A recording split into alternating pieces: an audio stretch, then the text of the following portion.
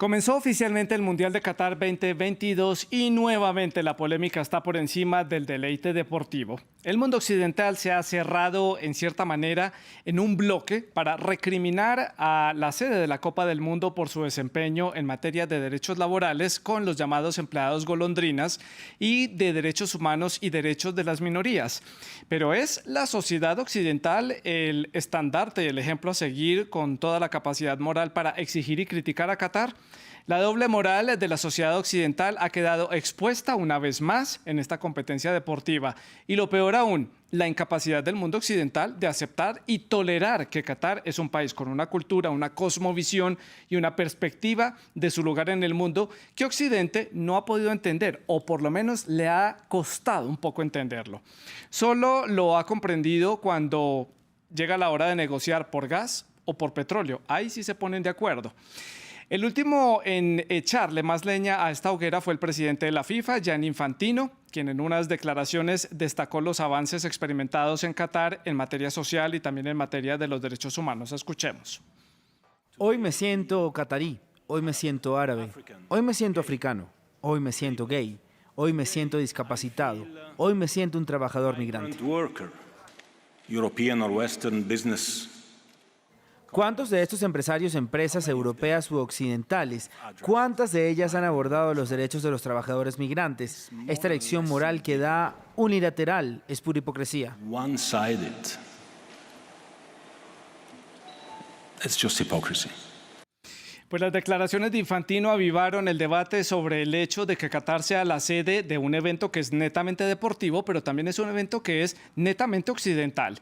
La pregunta es, ¿el mundo apenas ahora se dio cuenta de esas deudas pendientes que tiene Qatar en materia de derechos humanos? ¿Por qué lo vienen a decir apenas ahora? La sede fue asignada hace ya muchos años atrás. ¿Por qué se le asignó Qatar a la sede del Mundial si hay tantos reclamos sociales? ¿Por qué no se les criticó igual en su momento a Rusia o a Brasil o a Sudáfrica cuando fueron sede del Mundial? El mismo gobierno catarí ya dijo que nunca se podía haber imaginado un boicot internacional como el que está viviendo en este momento justo cuando está comenzando la Copa. ¿Está la sociedad occidental en posición de venir a criticar y a reclamarle moralidad a Qatar?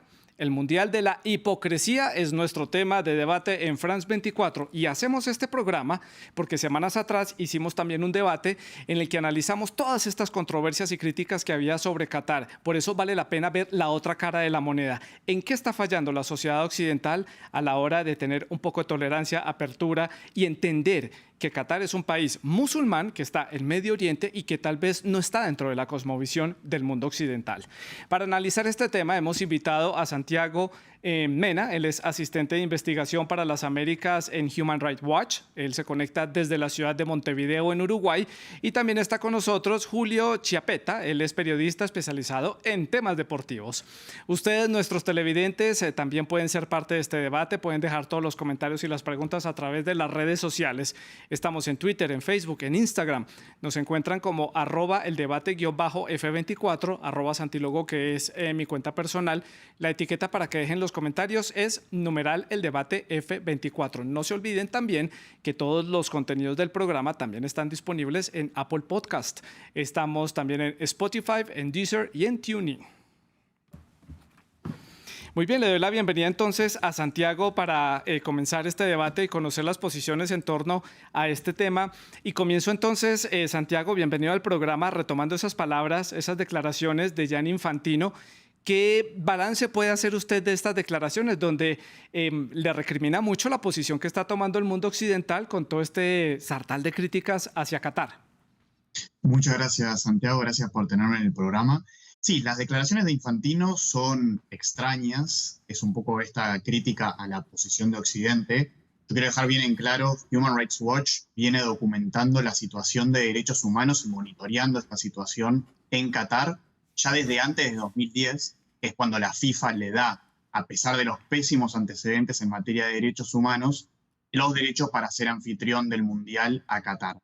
Y en este monitoreo de los derechos humanos es que hemos detectado las distintas situaciones, los distintos abusos contra los grupos vulnerables en Qatar, ya sean los trabajadores migrantes, ya sean las personas LGBT, las mujeres y la situación de la libertad de expresión, la libertad de prensa, la libertad de asociación. Entonces, es importante remarcar este punto y también con respecto a la introducción que hacías, este monitoreo de los derechos humanos y la documentación de los abusos, de las violaciones a los derechos humanos que se viven en Qatar ya desde hace muchos años. Y acá también importante, los derechos humanos son universales, nos competen a todas las personas por el simple hecho de ser personas. Y Human Rights Watch documenta las violaciones a los derechos humanos, ya sea en Qatar, ya sea en Rusia, en Brasil, en Estados Unidos, en Argentina. Hacemos el monitoreo en los distintos países desde una óptica de objetividad, independencia, siendo lo más rigurosos posibles en estas documentaciones. Y en estas documentaciones es que hemos detectado abusos en Qatar contra los trabajadores migrantes, que son trabajadores principalmente del sur de Asia, de países como la India, Nepal, Bangladesh. Tener en cuenta que más del 90% de la fuerza laboral catarí son extranjeros, y los abusos que detectamos contra ellos incluyen la falta de pago de sus salarios, lesiones e incluso muertes que no han sido debidamente investigadas por las autoridades cataríes. Entonces, el pedido desde Human Rights Watch y otras organizaciones a nivel internacional a que la FIFA y el Qatar establezcan un fondo de compensación para indemnizar a estos trabajadores que sufrieron abusos, Sí. para indemnizar a las familias en el caso de los trabajadores que han fallecido. Vamos a profundizar en ese tema, Santiago. Quiero ver la otra perspectiva de este asunto del lado deportivo. Finalmente, esto es un evento mundial, a escala mundial, es un mundial de fútbol, pero es un evento netamente occidental. Quiero conocer entonces la opinión de nuestro siguiente invitado, Julio, que se encuentra en la ciudad de Buenos Aires. Julio, bienvenido al programa, gracias por acompañarnos hoy.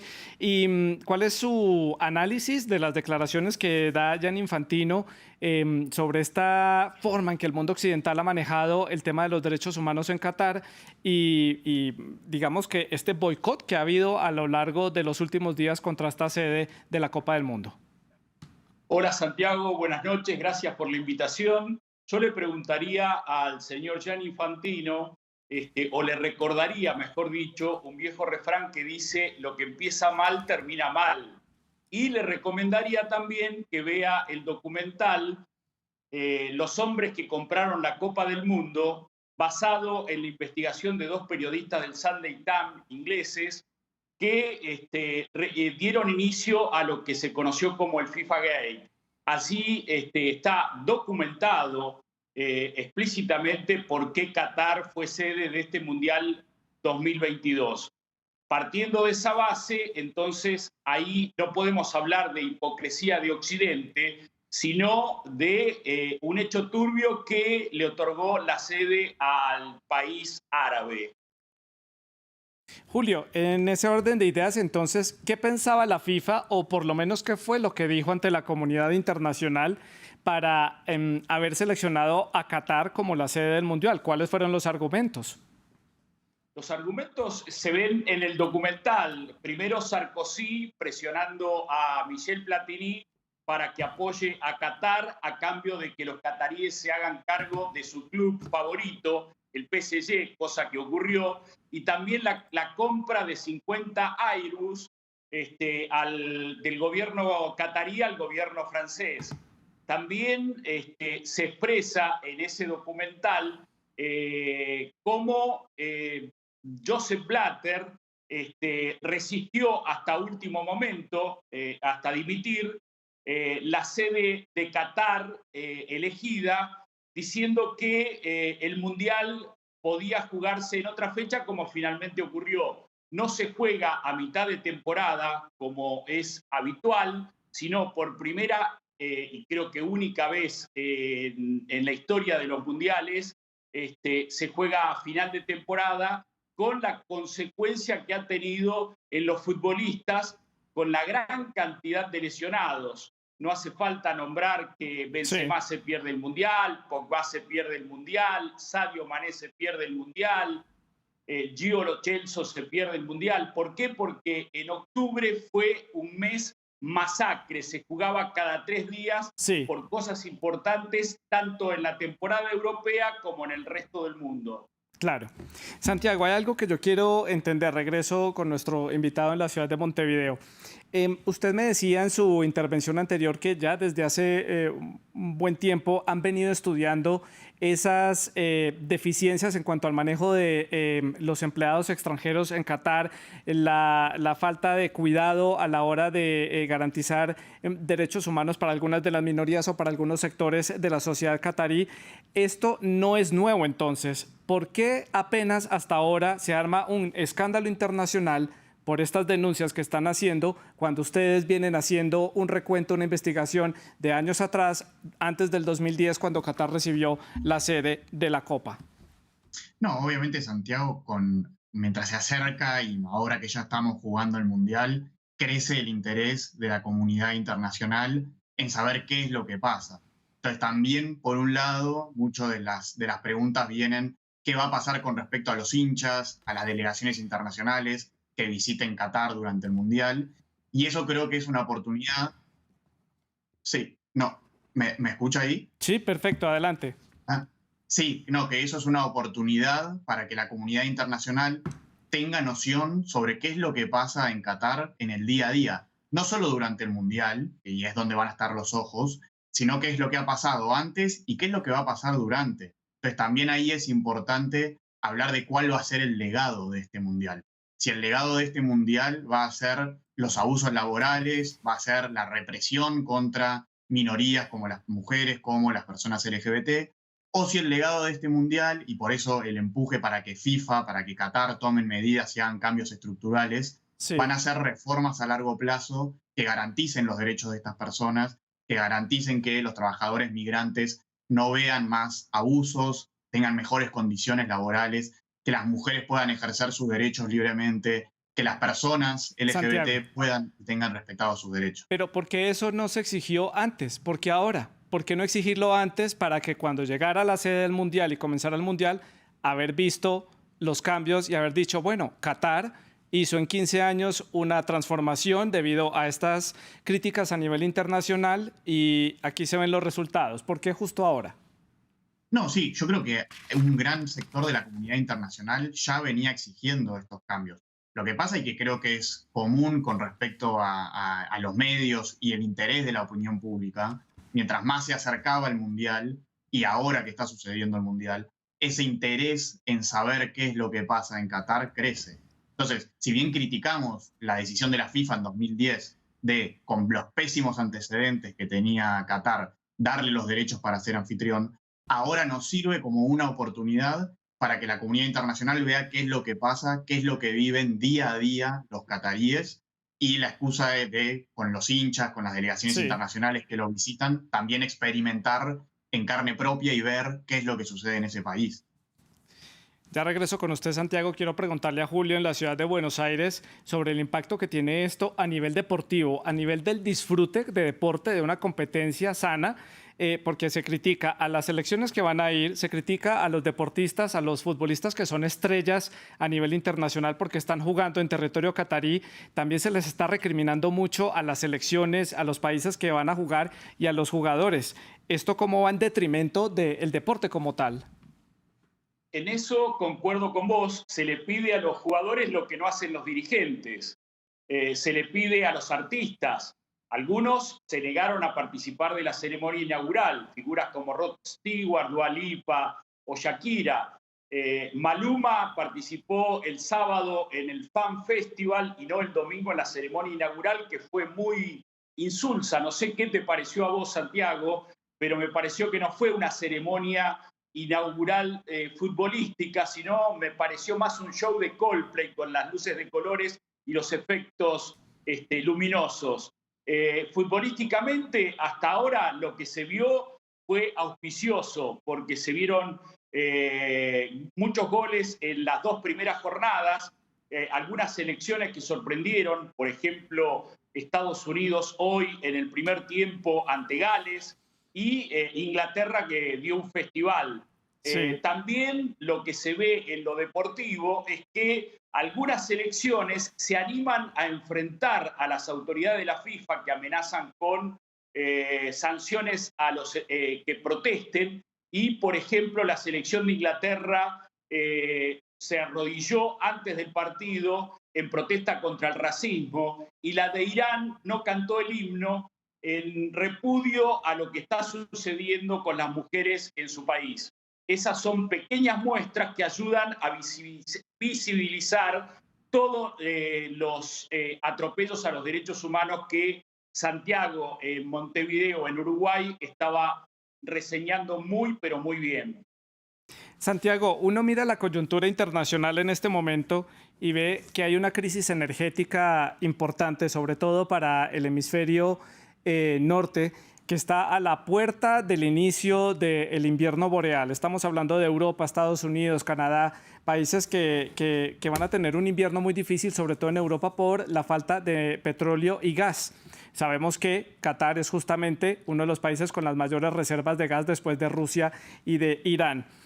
Aquí, este tema, ¿qué tanto se está manipulando para que el gobierno catarí tenga que acercarse a esos gobiernos occidentales para decirles, oiga, déjeme hacer la copa en paz, déjeme tranquilo, y el otro le diga, bueno, yo te dejo atacar, pero véndeme gas? ¿Está haciendo esto un arma de manipulación para lograr negociaciones con esos países? Ya veíamos al Reino Unido haciendo negociaciones con Qatar y con Azerbaiyán, que también es un país muy criticado en tema de derechos humanos, pero allá están los ingleses comprando gas y nadie les dice nada.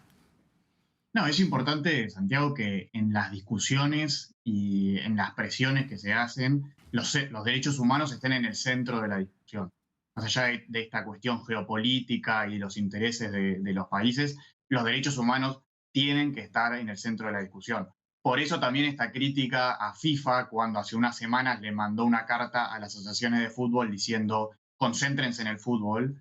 No tiene que ser así, porque las cuestiones de derechos humanos tienen que estar y se tienen que discutir, y nosotros no negamos, y creo que es importante marcar que no es incompatible el deseo, el anhelo, la pasión de los hinchas y estas cuestiones que reseñaba Julia sobre las cuestiones profesionales de los músicos, artistas, con levantar la voz por los reclamos justos y legítimos de los trabajadores migrantes, de exigir que se respeten los derechos humanos de todas las personas en Qatar, de las mujeres, de las personas LGBT. No hay una incompatibilidad ahí. No estamos haciendo un juicio de valor sobre el hincha y su fanatismo y su anhelo de ver a la selección que sea levantar la Copa del Mundo. Pero sí pedimos, así como le pedimos a la FIFA, que no es solo una obligación moral, la FIFA tiene una obligación con respecto a su propia política de derechos humanos, con respecto a principios que adoptó del derecho internacional, de poner esta discusión y de exigirle, en este caso, a Qatar, que cumpla con compromisos de derechos humanos. Y también las asociaciones de fútbol lo tienen. Y por eso recalcamos, y es muy importante, lo que hacen asociaciones de fútbol como la de Inglaterra, la de Francia, la de Estados Unidos, que apoyan este pedido para que se cree un fondo de compensación, mientras las de América Latina, mientras Argentina, Brasil, Uruguay y el resto de las clasificadas se quedan en un silencio vergonzoso y no se pronuncian ni sobre el pedido para crear este fondo de compensación, ni sobre la situación de derechos humanos en Qatar. Santiago, perdón, Julio, ¿cuál es su opinión sobre este punto en particular que trae Santiago a la mesa? ¿Las elecciones tienen que tomar una parte? ¿Es compatible esto, que las elecciones tengan que tomar una posición frente a estos temas? Finalmente, son deportistas, es que no son activistas, no son líderes políticos, son una selección de fútbol. Yo creo que eso rige la conciencia de cada uno de los futbolistas. Sería muy bueno que las grandes estrellas de las selecciones sudamericanas también se sumen a este pedido de respeto para las minorías, de rechazo contra el racismo, de que se investigue la cantidad de muertos que hubo en la construcción de los estadios para el Mundial de Qatar. Creo que sería muy bueno, pero eso queda en la conciencia de cada persona. El derecho humano es universal, pero es individual. Cada uno hace lo que puede y lo que le dejan hacer o lo que le dicta la conciencia. No sé si Santiago en Montevideo concordará con mi opinión. Santiago, ¿qué responde usted? No, estoy de acuerdo. No estamos acá nosotros para hacer juicio de valor con respecto, por ejemplo, a lo que es las cuestiones individuales de los jugadores. Pero sí las asociaciones de fútbol, como decía la FIFA, tiene su propia política de derechos humanos. Las asociaciones de fútbol están obligadas también a cumplir con esa política de derechos humanos que establece que los compromisos en materia de derechos humanos que adopta la FIFA son obligatorios para todos sus órganos, para todas sus personas, y eso también comprende a las asociaciones de fútbol. Y creo que es importante también recordar que las asociaciones de fútbol se ven beneficiadas económicamente por la realización del Mundial.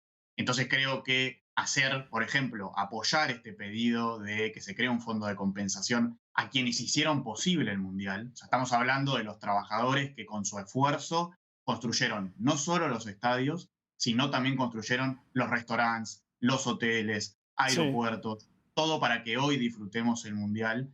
Entonces creo que este pedido a que estas asociaciones de fútbol se pronuncien en favor de estos derechos es importante y no me parece que sea simplemente una cuestión moral o ética, sino que también hay obligaciones que se imponen.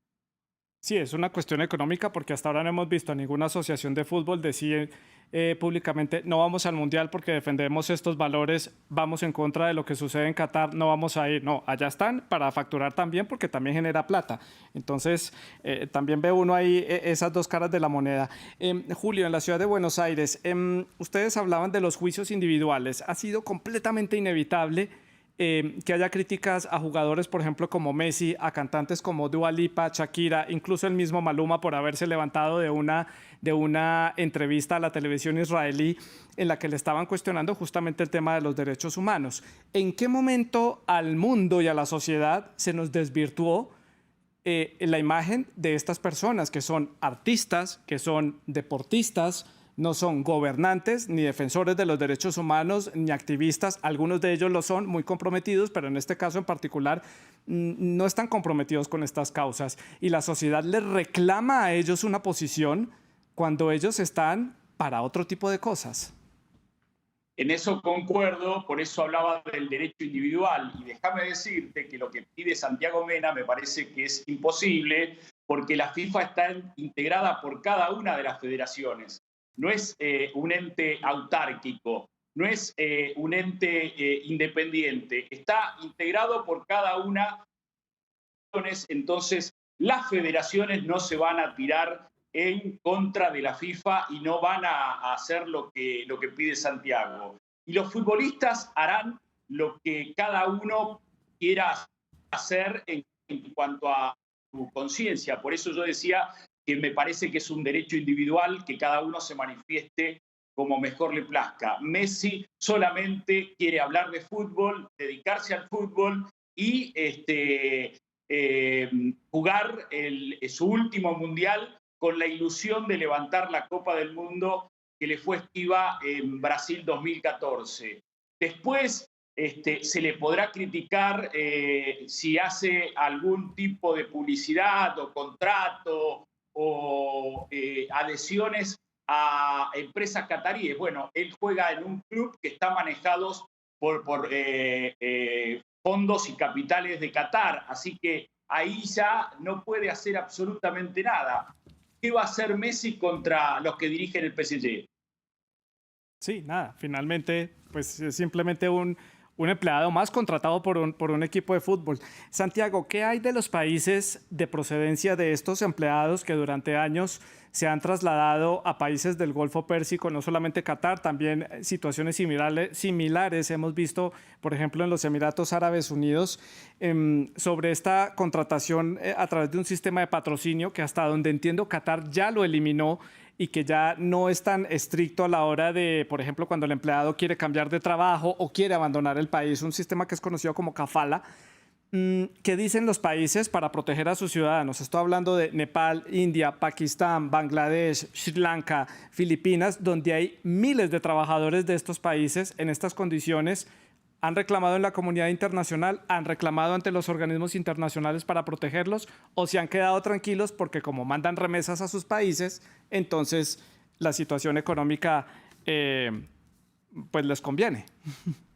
Sí, es muy importante eso, Santiago, porque es importante atacar cuáles son las cuestiones que llevan a las personas a migrar, cuáles son las cuestiones que hacen que una persona se vaya de su casa, se vaya de su hogar, de su país y tenga que ir a otro país para darle sustento a su familia, para hacer en muchísimos casos la principal fuente de ingresos para sus familias.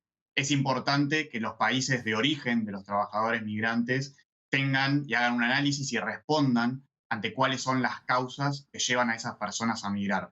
Estos países han respondido en cierta manera ante esta situación de los trabajadores migrantes, estableciendo seguros de indemnización y dando indemnizaciones a familias en sus países, pero ha sido muy acotado. Y esto que decís de las reformas de Qatar al sistema kafala, reconocemos que se han hecho reformas, principalmente desde 2018, pero esas reformas no llegan al universo total de trabajadores migrantes, llegan tarde, porque si pensamos que se empezaron a implementar en el 2018 y Qatar tuvo los derechos desde el 2010, obviamente hay un universo enorme de trabajadores que no se vio beneficiado por ellas. Y el sistema de vigilar cómo se implementan estas reformas es bastante débil por parte de las autoridades cataríes. Entonces todavía hay un camino larguísimo por recorrer por Qatar en cuestiones de reformas de la situación de los trabajadores migrantes y que FIFA podría ser, en lugar de ser el facilitador complaciente que fue y de mirar cómo Qatar abusaba y no implementaba las reformas necesarias para mejorar la situación de los trabajadores migrantes, podría haber empujado y debería haber, porque es su obligación, para que Qatar implemente estas reformas y sean duraderas en el largo plazo y lleguen al universo total de trabajadores. Y quiero retomar, perdón, Santiago, un punto de lo que decía Julio con respecto a las asociaciones. Hay asociaciones de fútbol que ya se han pronunciado. Y mencionaba estas de Inglaterra, Francia, Gales, Estados Unidos, Países Bajos. Hay patrocinadores, hay sponsors oficiales del Mundial y de la FIFA que ya se han pronunciado y que han apoyado el pedido de creación de este fondo de compensación. McDonald's, Coca-Cola, Visa, Budweiser. Hay jugadores, la selección de Australia en su totalidad ha pedido por la creación de este fondo y ha levantado la voz con respecto a las personas LGBT y a las mujeres. Sí. Entonces, no es que no han habido situaciones, no han habido personas, no han habido grupos. Hay, y incluso en todo en el contexto del beneficio económico que les va a servir el Mundial, se están pronunciando y nosotros empujamos a que más se pronuncien y específicamente de América Latina. Julio, regreso con usted en la ciudad de Buenos Aires. El Mundial empezó hace muy poco, estamos en la primera fase, los primeros partidos, el primer abrebocas, digámoslo así, de esta fiesta deportiva. Pero ya va dejando muchas reflexiones esta competencia. ¿Qué nos deja Qatar de lecciones para los países sede que vienen en el futuro con todas estas controversias que ha habido previo al inicio de la Copa? Primero, déjame contestarle a Santiago que si espera que Messi, Cavani, Neymar o cualquiera de las estrellas sudamericanas salgan con un brazalete o con alguna bandera rechazando el racismo, los problemas que tienen las comunidades sexuales minoritarias o en contra de los trabajadores muertos en la construcción de los estadios, eso no va a ocurrir. Ni Messi lo va a hacer, tampoco Cristiano Ronaldo, para nombrar otra estrella europea, porque ellos después firman contratos con esas mismas empresas de Qatar para su vida deportiva. Lo dije claramente, Messi es empleado de fondos cataríes en el PSG. Ahora, en cuanto a lo que nos está mostrando Qatar, lo que yo veo son dos cuestiones. Una, negativa. Fue la primera vez en un partido inaugural que al cabo del primer tiempo más de la mitad del estadio abandonó las instalaciones y dejó en evidencia que este es un mundial, no digamos trucho, que es una palabra muy fuerte, pero sí un mundial raro. Y la segunda cuestión, esta es más deportiva, que estoy viendo, es la cantidad de tiempo adicionado que se agrega a los partidos. Es casi un entretiempo. Hay partidos que duraron 15 minutos, que tuvieron un adicional de 15 minutos y eso le viene bien al fútbol y a los que gustan de que los equipos vayan al frente y no hagan tiempo.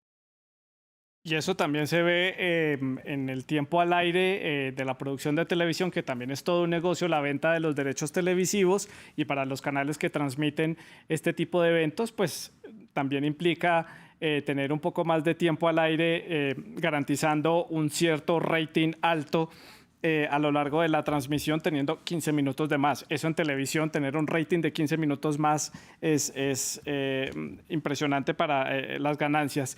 Vamos llegando al bloque final del programa. Quiero que entonces vayamos pensando en las conclusiones, en la reflexión que podemos hacer general de todas estas críticas, de las dos caras de la moneda. En el programa pasado hablamos netamente de Qatar, en este le dimos un poco más de análisis al tema de Occidente y esta moralidad despertada, exacerbada ahora de Occidente por venir a reclamar un montón de cosas.